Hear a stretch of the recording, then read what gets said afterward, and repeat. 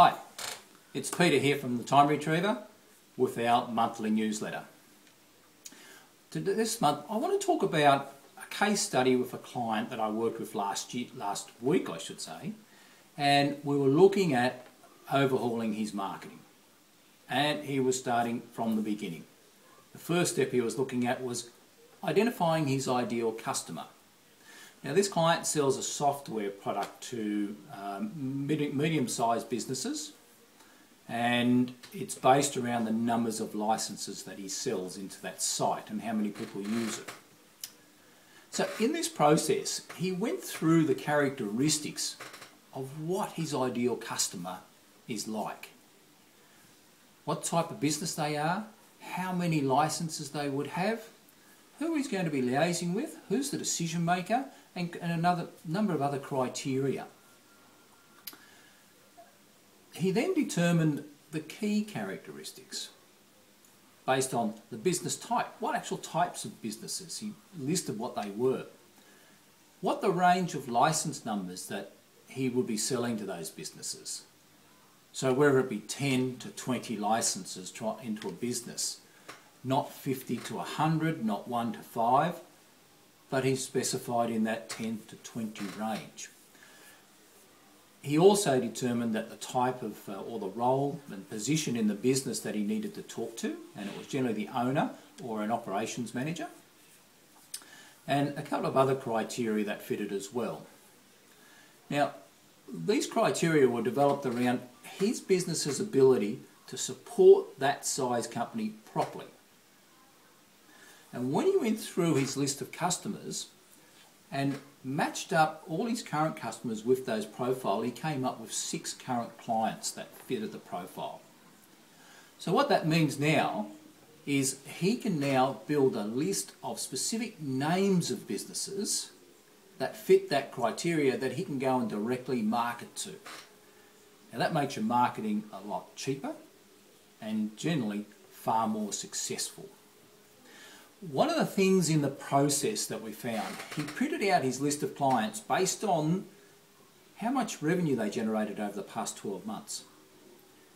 And what we found was his top 5 revenue generators were not in the list of his top 6 ideal profile clients. And the reason for that is those businesses required so much support, and there were quite a number of issues, and whether they were software related or other issues, that they created enormous demand on their business to support them, which all affected other businesses that they supported and also their times within their business. So what it meant was they weren't necessarily the ideal customer to work with to make his business viable and easier to run, in a sense. Now, the question I have to ask you is, have you identified your ideal customer fully to that sort of extent? Potentially your customer, your business can actually identify specific types of customers that you want to deal with that fit within your ideal category. And when you do that, and I urgently suggest that you do it ASAP, and then frame your marketing to them.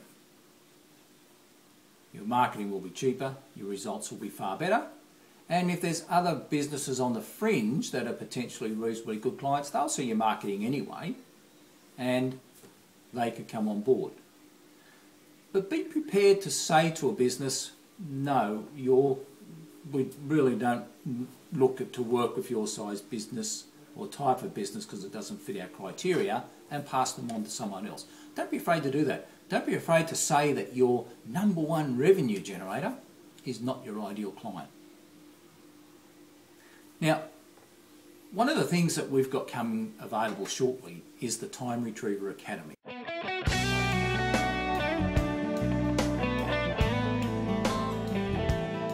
TimeRetrieverAcademy.com is designed to help you clearly identify your ideal prospect. And then it takes you from there and helps you develop killer marketing programs aimed at bringing those businesses on board. And once you've got that down pat and working with it, It then helps you take on to building your business to over $1 million business. So visit thetimeretrieveracademy.com and we'll look forward to seeing you there. Bye for now. Have a great month.